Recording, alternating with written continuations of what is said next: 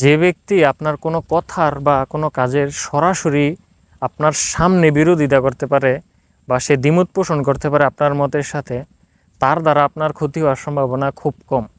কারণ সে ভিতরে খুব পুষে রাখে না, তার মুখে কোনো মুখোশ নেই, তার মুখ এবং যে মন এটাতে কোনো খারাপ পর্দা নেই। আর যে ব্যক্তি আপনার প্রতিটা কথাই তাল মিলায়, প্রতিটা কথাই সে সহমত জানায়, এটা আপনি নিশ্চিত থাকতে পারেন আপনার যদি কোনো দিন ক্ষতি হয় তার দ্বারাই হবে।